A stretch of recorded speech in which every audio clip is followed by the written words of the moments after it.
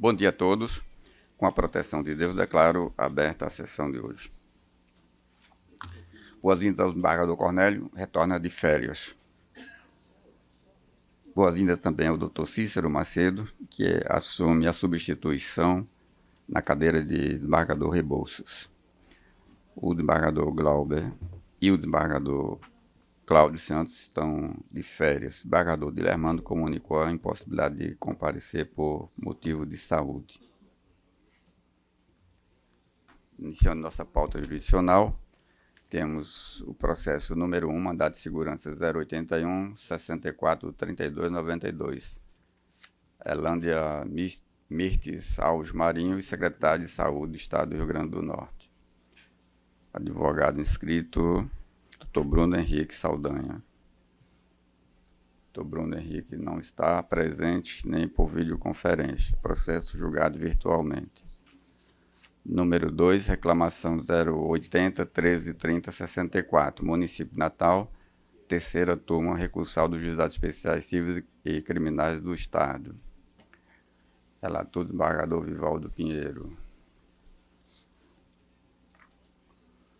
Escrito para sustentar Dr. Breno Fabrício da Silva Santos. Dr. Breno se encontra presente.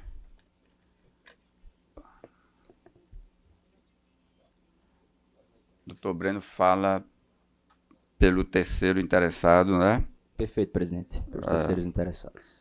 O reclamante é o município, o desembargador relator vota pela improcedência da reclamação. De acordo? É a unanimidade? Sim. A maioria, enfim. Então, dispensa a sustentação, excelência. Muito obrigado. Ok.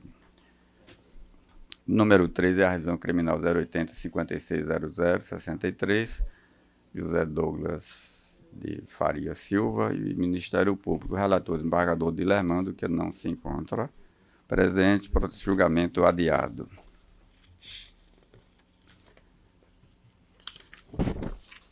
Número 4, revisão criminal 081 82 30 88, Francisco Sales Rodrigues de Melo e Ministério Público. Inscrito para sustentar, Dr. Itamário Bezerra de Lima, por videoconferência.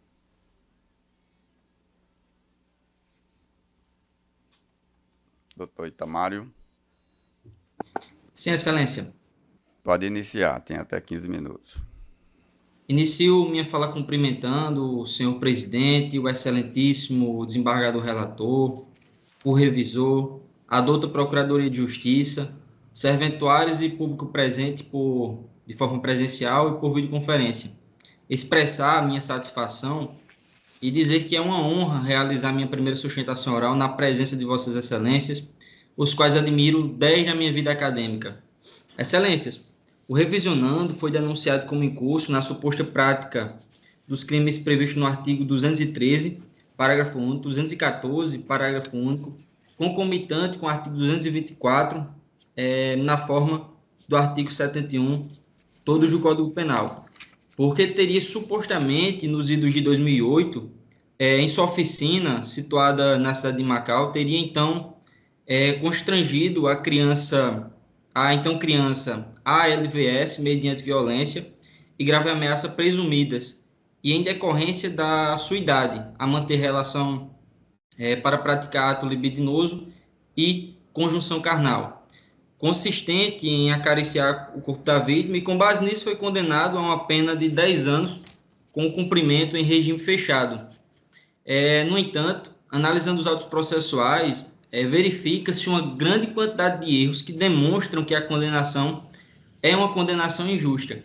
Primeiro, porque a vítima se retratou em vídeo declarando que não houve crime, muito embora exista em andamento para isso, em específico, uma justificação criminal com a audiência marcada para o próximo dia 30 de junho, em Macau.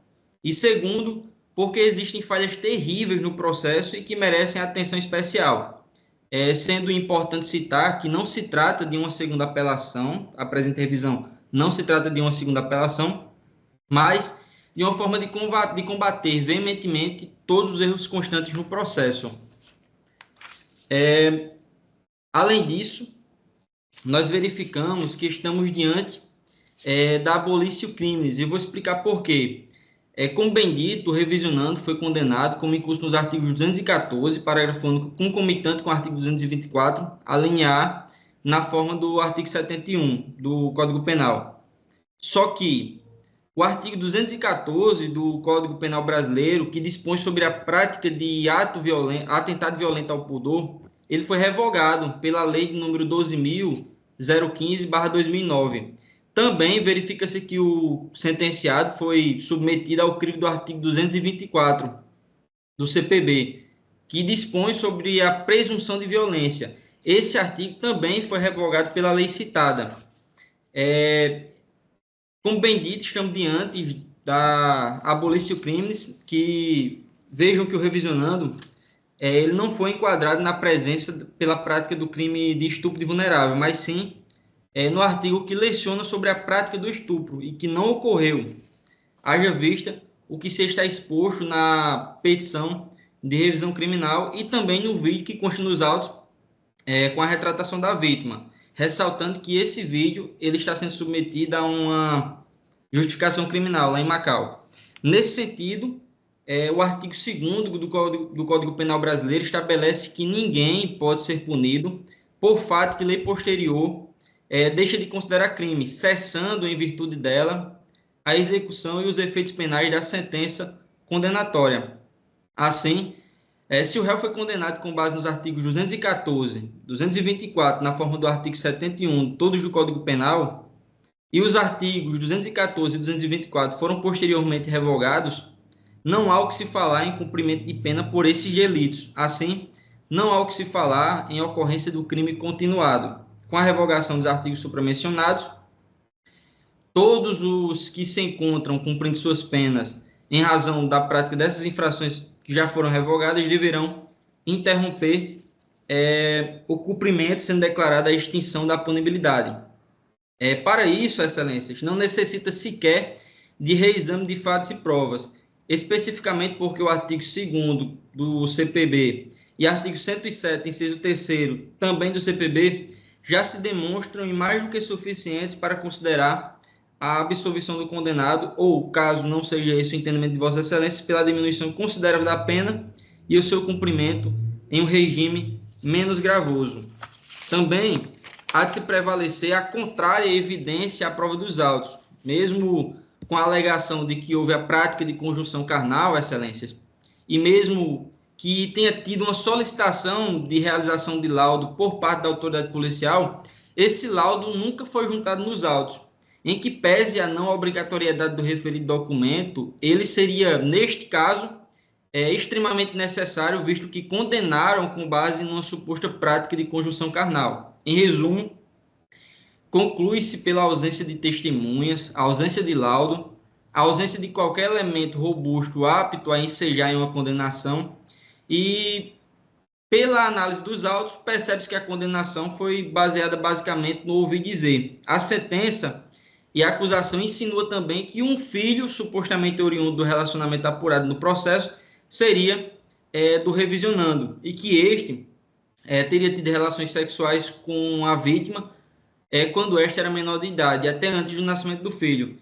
Mas, excelências, verifica-se dos documentos anexos na revisão criminal que houve um erro matemático. Antes de tudo, é preciso estabelecer uma linha do tempo para entender que, mesmo que tivesse tido alguma relação entre o revisionando e a vítima, e que esta tivesse ocasionado uma gravidez, essas relações teriam ocorrido após completar 14 anos. Porque, veja só, a vítima nasceu em 12 de abril de 1993. Ela deu à luz no dia 3 de fevereiro de 2008. Nessa exata data do seu primeiro filho, ela tinha 14 anos, 9 meses e 28 dias. Nesse período e bem antes disso, a vítima tinha um relacionamento estável com a pessoa de Marcos de Oliveira Ferreira. O filho nasceu, como bem dito, no dia 3 de fevereiro de 2008, foi registrado pela vítima e por Marcos pouco tempo depois, em 28 de abril de 2008, conforme certidão juntada nos autos. Diante disso, qualquer relação que culminasse em uma gravidez teria ocorrido quando ela já era maior de idade. e de todas as formas não houve relação com o senhor Francisco, mas sim existia já um relacionamento bem anterior com a pessoa de Marcos. Por esses motivos, necessário o reconhecimento e a aplicação do princípio do indúbio pro réu, visto que todos os elementos dos autos estão mergulhados em dúvidas e obscuridades que apontam diretamente para a necessidade de absolvição do revisionando ou diminuição da pena para prevalecer um regime de cumprimento menos gravoso. Também, Excelência, se discute na presente revisão criminal a nulidade dos depoimentos prestados durante a investigação da polícia.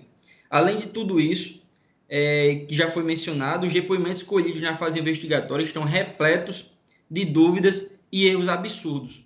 Nos autos, esta defesa técnica juntou trechos integrais dos depoimentos colhidos durante a instrução processual, onde no vídeo 1, de número 1, juntado nos autos, a vítima se demonstra surpresa com os depoimentos lidos pela promotora de justiça. E no vídeo 2, ela menciona que ninguém leu o que estava escrito e que mais ninguém estava na sala além de sua mãe, que também não sabia ler ou escrever. No minuto 10 do vídeo 2, ela reitera que não leu o depoimento prestado na delegacia.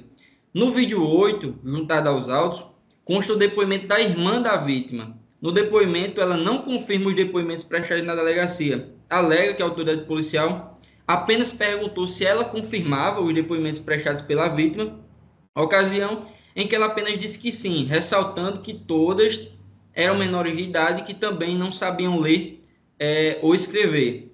Não lembra se leram os depoimentos na promotoria, ou seja, tudo isso é corroborado pelo depoimento do próprio interrogado, que menciona que não leu os depoimentos prestados na delegacia nem no Ministério Público. Vejam, excelências, que não foi uma única pessoa que mencionou não ter lido o depoimento prestado durante a fase inquisitória. Veja que a vítima, a própria mãe da vítima e a irmã e o próprio acusado também não leram os depoimentos e corroboram com a ocorrência da ausência de leitura por parte da autoridade policial.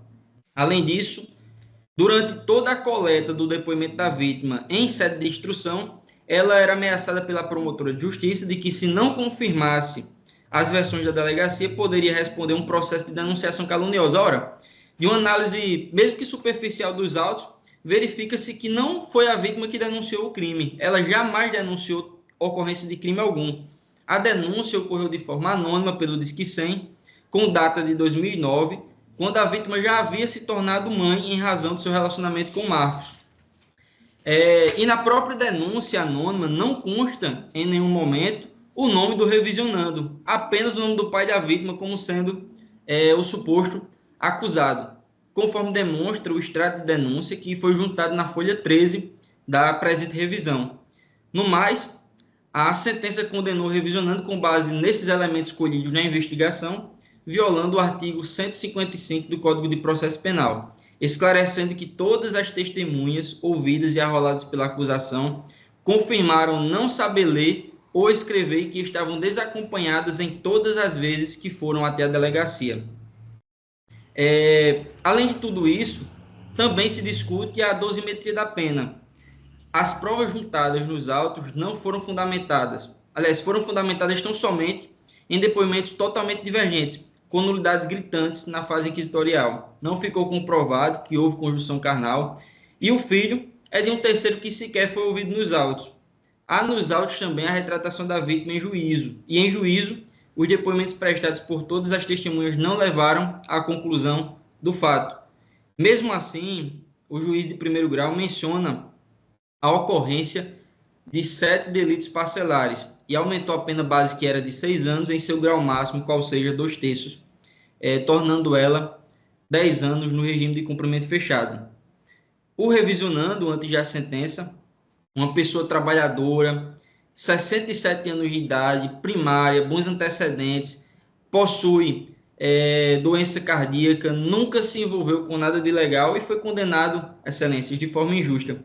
Além disso, cumpre ressaltar e dar atenção, obviamente, especial para a tese já exposta da abolício crimes, que culmina com a revogação dos artigos 214 e 224, ocasião em que o revisionando não pode ser submetido a um cumprimento de pena com base nesses artigos. Ainda, não restou comprovada a continuidade delitiva, devendo ser removida da pena e, se não for o caso da absolvição total, deve ser reconhecida a absolvição por estes delitos revogados como fundamento a abolir crimes, o artigo 2º do Código Penal Brasileiro. Muito embora Vossas Excelências e os demais tribunais exijam justificação criminal, que já está caminhando para o seu fim na comarca de Macau, com audiência de justificação marcada para o próximo dia 30, para se atestar a tipicidade da conduta e a inexistência do crime, verifica-se que o processo encontra-se submerso em muitas dúvidas, e a única certeza é pela absolvição de um homem que foi apontado injustamente como estuprador, vivenciando por todos esses anos, desde 2009, um embaraço significativo pelo medo de ser reduzido ao cárcere e nas suas condições pessoais, excelências, de passar seus últimos momentos em uma prisão, longe de sua família, por um crime que não aconteceu. Por fim, requer que Vossas Excelências reconheçam a nulidade dos depoimentos prestados, a ocorrência da abolição crimes, bem como a ocorrência do indúbio pro réu e deem provimento à presente revisão criminal para absolver o revisionando das acusações que lhe foram impostas, ou de forma subsidiária reconheçam a necessidade de redimensionar a pena nos termos do artigo 2º do CPB, extinguir a punibilidade quanto aos artigos 214 e 224 revogados, bem como o afastamento da continuidade delitiva, reduzindo as reprimendas e reformando o regime de cumprimento para o semiaberto. Nestes termos, o que requer a defesa. O relator vota pela improcedência da pretensão revisional. Os demais julgadores concordam. Pretensão julgada improcedente à unanimidade. Concluímos a pauta jurisdicional, passamos à pauta administrativa. Primeiro processo da pauta do dia é o recurso administrativo 04101-02-2198, Fênix Terceirização Eireles. Processo administrativo em que foi aplicada a pena contratual por atraso no pagamento dos salários dos servidores. A parte inconformada pede a reconsideração e interpõe o recurso administrativo. Eu estou votando por manter a decisão. Todos de acordo? Aliás, essa empresa vem a segunda, a terceira ou a quarta vez que ela é punida com essa mesma sanção. Processo da pauta, extra pauta. É o recurso administrativo 029.469, que tem como interessado desembargador Cláudio. Trata de auxílio saúde. Eu estou mantendo minha decisão, mas já expliquei que nós precisamos revisar o auxílio saúde e regulamentar para apreciar o pedido. Apenas o processo ficará suspenso até o procedimento administrativo ser concluído. Todos de acordo? Processo número 3, a minuta de resolução que aprova o plano de obras do Poder Judiciário para o exercício 2025. Aquele cronograma de obras que já estão em andamento e que nós precisamos aprovar para termos um planejamento do que poderá ser executado ao decorrer do ano. Todos de acordo? Número 4, a resolução, minuta de resolução 41, que dispõe sobre as férias dos servidores no âmbito do Poder Judiciário, também apenas para regulamentar, e faz uma pequena alteração no artigo 23. Todos de acordo? Temos ainda o processo administrativo 057.762, de interesse da Associação dos Magistrados, em que eu apresento a decisão que foi transmitida a todos previamente para análise, em que eu estou deferindo o pedido da associação. De acordo? Aprovada.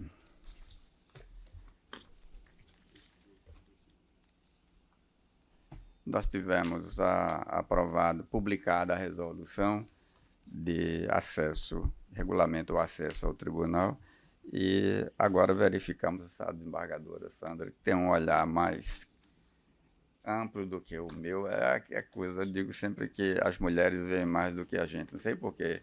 Eu tenho os olhos que todos têm, tenho óculos de grau e não consigo ver o que elas conseguem. É impressionante, mas esse aí é o defeito nosso mesmo, sabe? A gente tem que aceitar. Então, estou pedindo só permissão para republicar por incorreção. É que houve a supressão do artigo 15 e um dos artigos ainda manteve referência ao artigo 15. Então, nós iremos republicar por incorreção para suprimir essa referência ao artigo 15 que foi modificado. O edital para a inscrição das candidatas a acesso foi publicado hoje. Acho que não, como essa correção não é substancial, não altera critério, acho que não atrapalha o fato de a resolução ser republicada amanhã e o edital já ter sido publicado hoje. Senão a gente republicaria também o edital. Mas acho que não, essa supressão não diz respeito ao edital, não altera o edital em nada. Acho que ele poderia ficar sem republicar. Então a resolução será republicada. Mas, por cautela, talvez seja melhor republicar, porque é só por um dia, como vai ser publicada novamente, ainda que a correção não seja, para evitar que posteriormente... Dizer que ela só entrou em vigor no dia seguinte. Então pronto, amigo. Para não termos dúvida, não dar espaço a nenhum questionamento, republicaremos os dois amanhã por incorreção. Ainda que no edital não tenha nada a alterar, mas para que saiam... pelo menos ninguém poderá questionar. Perfeito, amigo. Agradeço a sugestão. Temos aqui agora nas proposições ao desembargador Cornélio. Cadê o cidadão? A ler 10 anos de desembargador, completos ontem. Parabéns, desembargador Cornélio. Agradeço a Deus, né, ter permitido estar aqui, a vocês que me trouxeram para cá e preparar aqui para mais 10 anos para frente, com vocês. Viu? Muito obrigado. Ou mais. Muito bem, desembargador Cornélio. Sua atuação aqui é louvável. Congratulações ao desembargador Rebouças.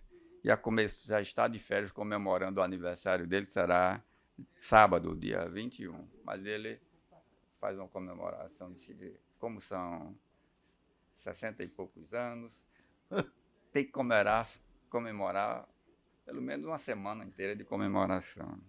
Ótimo. Ao desembargador Rebouças, nossos parabéns. Ainda temos o aniversário, que é interessante comemorar a vida. A doutora Érica Paiva, que foi convocada, está em meu gabinete na Câmara Civil. Também aniversariará dia 25. Nossos parabéns à doutora Érica. A secretária judiciária, doutora Valteís, aniversariou antes de ontem, dia 16. Nossos parabéns, doutora Valteís.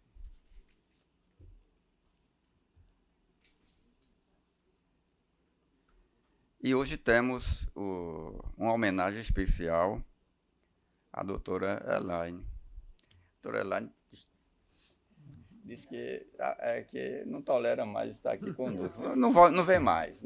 Terminou o período dela, quer agradecer e dará assento ao procurador que tomará posse hoje ao final da tarde. Doutora Elaine, a Vossa Excelência tem uma passagem, uma atuação no Ministério Público louvável, e aqui na Corte eu acho que Vossa Excelência conquistou a simpatia de todos os colegas, pelo seu modo de ser, pela sua simplicidade e pela sua habilidade de lidar com as questões institucionais e pessoais com os colegas. Eu acho que não tem nenhum colega aqui que não pense da mesma forma que eu penso em relação a Vossa Excelência. Despedir-me de Vossa Excelência, pelo menos no dia do plenário, não é uma coisa boa que a gente gostaria de fazer. E sentir sua falta nas sessões seguintes, pelo menos enquanto eu estiver presidindo, eu irei sentir que Vossa Excelência ocupa muito bem essa cadeira e nos dá essa tranquilidade de trabalharmos juntos. Vossa Excelência tem uma postura que eu falo de harmonizar, de encontrar soluções, de contribuir para todas as dificuldades que nós enfrentamos aqui em julgamento e de outras questões administrativas também. É bom registrar isso aí para Vossa Excelência terminar sua passagem na Procuradoria com assento aqui, sabendo que o Tribunal lhe recepcionou muito bem. Ele tem essa atenção. Estou falando em nome pessoal e como a gente diz que quem fica calado consente, acho que eu nem vou perguntar aos colegas para ele ficar calado, que é para consentir comigo. Mas eu vou dar a palavra a eles e eles dirão se estão de acordo com meu pensamento em relação a Vossa Excelência. Sempre que nós temos o final de um biênio de um procurador, a gente fica com a apreensão como será o relacionamento com o próximo. Eu vou torcer para que seja tão bom quanto o de Vossa Excelência. Agora, o fato de ser tão bom não significa igual. A senhora será sempre um destaque, uma deferência muito grande no meu modo de avaliar isso aí. Antes de lhe conceder a palavra, eu vou ver se os outros querem falar alguma coisa, depois eu lhe concedo a palavra. Tá bom assim? Desembargador Amauri. Pois não, senhor presidente. De início, me associar a todas as proposições feitas por Vossa Excelência no início e, em particular, e aqui eu faço questão de acompanhar, não só pelo silêncio, mas expressamente acompanhar e não só acompanhar, e subscrever integralmente as palavras de Vossa Excelência em relação à doutora Elaine, a nossa Procuradora-Geral de Justiça, que hoje se despede da Procuradoria e que deixa, sem dúvida, um marco não só por ter sido a primeira mulher a ocupar esse cargo tão significante e significativo dentro da nossa estrutura de justiça, mas também e, sobretudo, pela sua obra, pelo que deixou edificado ao longo do período que esteve à frente da Procuradoria, pela maneira que soube se conduzir, essa sua maneira sempre liana, cavalheiresca, cordial, sem abdicar naturalmente da rigidez das posições, do Ministério Público quando foram necessárias tomar. Então fica naturalmente a nossa saudade, e os votos de que Deus continue iluminando Vossa Excelência e lhe conduzindo nesse árduo caminho que é o exercício do munus do Ministério Público e, sobretudo, na sua maneira de saber se conduzir, saber tratar as pessoas e que deixa aqui, sem dúvida, todo o nosso afeto, o nosso reconhecimento e a expressão do nosso carinho. Muito obrigado, senhor presidente, era somente. Doutor Cícero. Presidente, bom dia. Primeiro eu quero agradecer a recepção, os votos de boas-vindas a mim. Senhores desembargadores, senhoras desembargadoras, é uma honra estar aqui novamente, depois de algum tempo, no meio de todos vocês. Quero também fazer um registro desse momento histórico, que foi a passagem da doutora Elaine pela chefia do Ministério Público, a primeira mulher a chefiá-la, e fique certo, doutora Elaine, que Vossa Excelência já entrou para a história judiciária e do Ministério Público do Rio Grande do Norte, não só por isso, mas pelo excelente trabalho que toda a sociedade do Rio Grande do Norte reconhece que Vossa Excelência fez. Desejo reencontrá-la lá no primeiro grau agora, se Deus quiser, para travar novas batalhas. Felicidades. Obrigado, presidente. Desembargador Vivaldo. Também, senhor presidente, igualmente me associo às palavras de Vossa Excelência nas proposições formuladas e, como foi dito pelos colegas que me antecederam, também dizer que foi uma satisfação muito grande trabalhar com a doutora Elaine Cardoso aqui no Pleno e desejar sucesso no retorno dela ao Ministério Público. Muita felicidade, muito sucesso. Desembargador Saraiva. Senhor presidente, do mesmo modo eu quero me somar às proposições feitas por Vossa Excelência, em particular nesse cordial tratamento, nessa cordial comunicação da ausência a partir de hoje da doutora Elaine, né? Ela que realmente conseguiu marcar a presença aqui, em sendo a primeira mulher, mas também pela postura, pela maneira de ser. Eu nunca, nos vários contatos que tive com Sua Excelência, vi percebi ela chateada, não. Ela questiona a matéria com zelo, com carinho, com muito respeito. Isso deixa a gente, enquanto jogador, muito à vontade. Ela tem essa habilidade aí, nós só temos que agradecer pela passagem. E com certeza vai deixar saudade já a partir da quarta-feira. Obrigado, presidente. Embargador Amilcar. Excelência, tive o prazer de conviver com a doutora Elaine durante o período que estive à frente do Tribunal de Justiça. Para mim foi uma tranquilidade muito grande. Sua Excelência foi, antes de tudo, uma grande parceira do Poder Judiciário durante esse período. Conviveu aqui com praticamente 3 gestores diferentes, e todos os 3 são unânimes em dizer como foi gratificante essa convivência. Teria muito mais a dizer, mas para que não haja nenhuma emoção, vamos ficar por aqui. Minha admiração é enorme e agora mais próximo da família, tirando os afazeres da administração do Ministério Público, eu sei que estão sentindo falta. Mas muito obrigado pela convivência e pela ajuda. Embargador Cornélio. Eu quero agradecer os votos de boas-vindas, parabéns pelos 10 anos, e me associar a todas as palavras que já foram ditas em relação à doutora Elaine. Só isso. Embargadora Lourdes. Associo-me a todas as proposições que foram feitas pela presidência e também quero dirigir-me à doutora Elaine, dizendo, como o presidente falou, que sempre se destacou. Será sempre um destaque, porque ela tanto fez história por sua representatividade feminina, por ser a primeira mulher a dirigir o Ministério Público por 2 mandatos, a primeira e também a ser reconduzida, e sempre com muita competência, um símbolo de força, de representatividade, e cumprindo com distinção a sua missão institucional. Eu conheci com muito prazer. Eita, faltou a palavra aqui. Doutora Elaine no estágio probatório.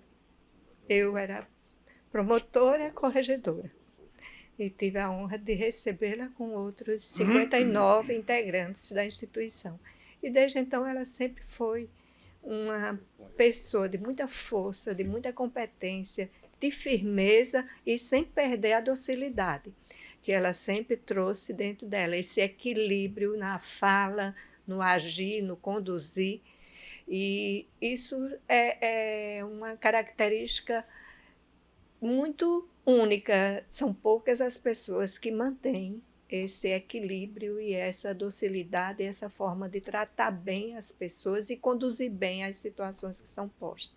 Estivemos juntas muitos momentos na corregedoria, em outros períodos eu como corregedora e ela como minha corregedora assessora. Tivemos grandes desafios em Brasília, no CNMP, e em outros momentos viajando pelo estado do Rio Grande do Norte, ela grávida, com a barriga muito grande, mas nunca disse um não nas viagens.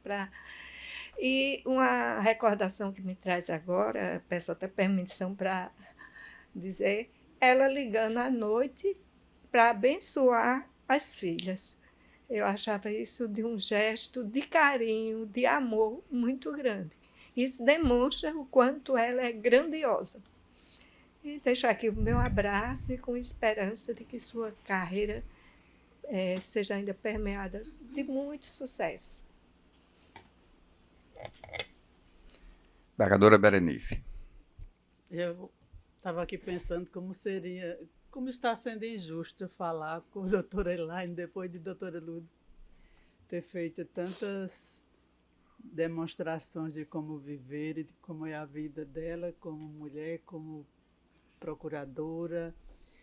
Eu também notei essa face de doutora Elaine de não se afastar do propósito de representar o Ministério Público de forma elegante, gentil, educada e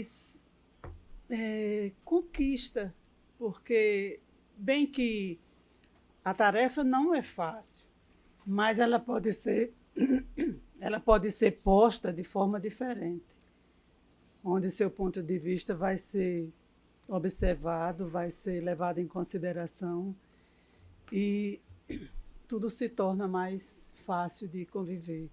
Eu não tenho mais palavra para descrever depois que a doutora Lourdes fez tantos elogios, então eu me associo a tudo que ela já aqui colocou. Foi um grande prazer trabalhar com a senhora. Obrigada. Pagador Ricardo. Agradeço, presidente, a oportunidade.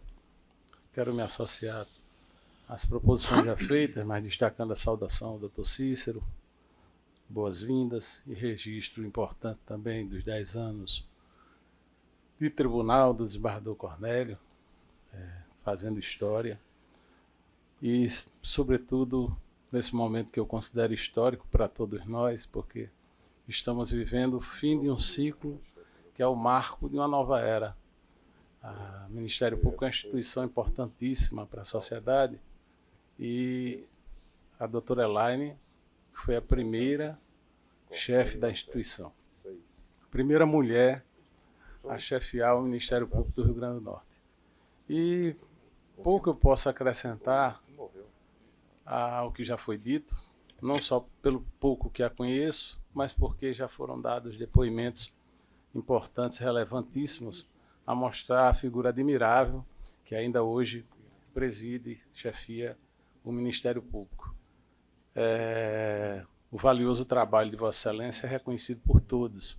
E Vossa Excelência é uma pessoa que inquieta todos, porque Vossa Excelência consegue despertar a emoção do desembargador Amilcar e na desembargadora Lourdes numa mesma sessão. Vossa Excelência trabalhou com 3 presidentes desta casa. O desembargador Rivaldo, o desembargador Amilcar, e agora com o desembargador Ibanez, e como destacado pelo desembargador Amilcar, Vossa Excelência é uma unanimidade. Então, talvez um dia inteiro não fosse suficiente para todos aqui, mesmo conhecendo pouco Vossa Excelência, falarmos sobre os predicados de Vossa Excelência. Mas há um predicado que eu acho que é fundamental na vida de todas as pessoas, que é a alianeza de trato que Vossa Excelência tem para com todos. E o pouco que posso falar é das intervenções de Vossa Excelência nessa casa, uma palavra sempre firme, fluente e com muito conteúdo. Meus parabéns pelo seu trabalho, sucesso na continuação da jornada, exercendo o munus que Vossa Excelência abraça com todo valor. Meus parabéns.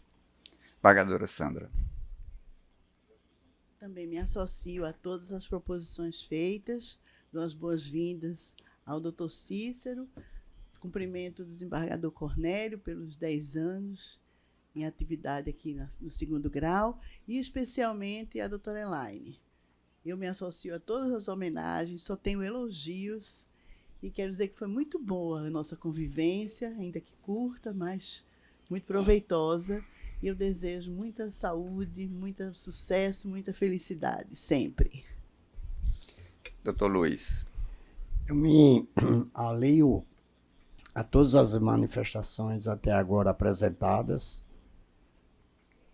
notadamente a presença do colega Cícero Macedo, parceiro lá da Fazenda Pública de muitos anos, e os 10 anos de atuação aqui na corte do doutor Cornélio. E com relação à doutora Elaine, eu escutando tudo isso e revivendo o passado lá nos bancos da Universidade Federal do Rio Grande do Norte, ela bem jovem, aluna e eu professor, e relembrando aquela época, A doutora Elaine sempre foi essa pessoa simples, sorridente, amável, de boa comunicação, como é até hoje. Esse perfil dela é bem antigo, desde aquela época, doutora Elaine. E com isso, eu quero fechar transmitindo pessoalmente um abraço fraterno e a continuidade dessa maneira cordial, sábia, serena e segura que ela exerce a atuação no Ministério Público. Parabéns, doutora Elaine. Doutora Elaine. Bom dia, presidente. Bom dia, senhoras desembargadoras, senhores desembargadores. Eu sabia que o dia ia ser de emoções, mas não imaginava que já ia começar assim, por aqui. Quero me associar, não é? Também parabenizar o desembargador Cornélio pelos 10 anos já nessa corte, desembargador Rebouças pelo natalício, doutor Cícero aqui na função de desembargador, também querida amiga Érica e a servidora Valteíse. E, para além disso, dizer da minha alegria de estar chegando ao final desse ciclo com a sensação de dever cumprido. Para mim foi uma grande honra participar desse Tribunal de Justiça à frente da minha instituição, né, que eu já participo há 28 anos, e também um aprendizado sensacional pelo convívio, pelos temas discutidos. Agradeço a cordialidade e também a abertura que me foi dada na convivência com os 3 presidentes que eu tive esse contato mais direto nessa casa, iniciando com o desembargador Vivaldo, desembargador Amilcar e desembargador Ibanez, mais recentemente. Desembargador Amilcar foi com quem eu estive há mais tempo nesse convívio e, de fato, essa atuação colaborativa entre as duas instituições foi muito importante para o engrandecimento do nosso sistema de justiça, né? Toda a minha trajetória ela sempre foi abraçada com muito entusiasmo, com muito empenho, com muito esforço, e por isso que eu acolho, né, de forma muito afetuosa, com o coração cheio de alegria, todas as palavras que foram ditas aqui, né, acho que tem muita bondade, mas acolho, bem feliz, tudo o que foi dito. E com relação aos aspectos técnicos que também foram ressaltados aqui, eu compartilho com todos os integrantes que fazem parte da equipe, em especial os colegas que atuam na coordenadoria, que nos dão apoio, presidente, porque é junto com eles que nós discutimos tudo o que é trazido para cá em termos de posição, de manifestação, e todos os desafios que foram enfrentados também foram com esse propósito de enaltecer a instituição Ministério Público, deixar cada vez mais claro para a sociedade a importância do sistema de justiça, e o Tribunal de Justiça do Estado do Rio Grande do Norte tem um papel essencial nesse contexto, no sentido de debelar divergências, né, construir soluções mais justas para uma sociedade onde a desigualdade ainda impera de forma muito veemente. Então, meu muito obrigada, né, meu agradecimento sincero, estarei à disposição de todos, né, e da nossa instituição, da Sociedade Potiguar, nos encontros agora mais frequentes no primeiro grau, né, doutor Cícero? E quero também, no dia de hoje, apresentar, como já deixei para cada um dos desembargadores, e faço agora ao presidente, esse relatório dos 4 anos, né, do trabalho desses 4 anos, que nós fizemos uma breve apresentação, e ele está disponível aí no QR Code, com várias atuações que foram feitas durante esse período de 2021 a 2025 à frente da Procuradoria-Geral de Justiça. Então, fico muito grata. Para mim também foi uma honra, um orgulho trabalhar junto da equipe que eu hoje lidero.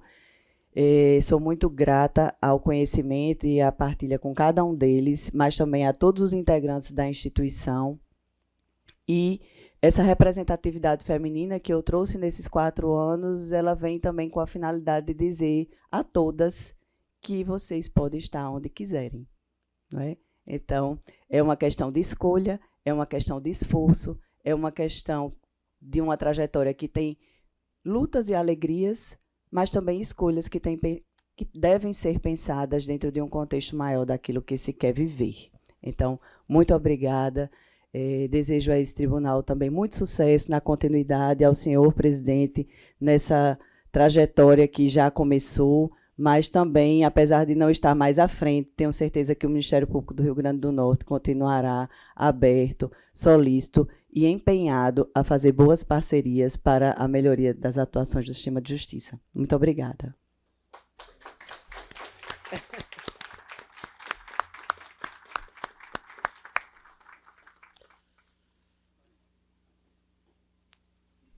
Agradecendo a todos, declaro encerrada Excelência, a sessão de hoje. senhor presidente, eu gostaria de fazer uma proposta. Sim, desembargador. Um voto de pesar o falecimento do pai do juiz Dr. Rosivaldo. Ele faleceu semana passada. Sim, verdade, desembargador. Havíamos esquecido. Nosso voto de pesar, então, pelo falecimento do pai do nosso colega. Ok. Aprovo. Registrar aí, Márcio. Mais alguma coisa, desembargador? Não. Encerrada a sessão, obrigado a todos. Tenhamos um bom feriado.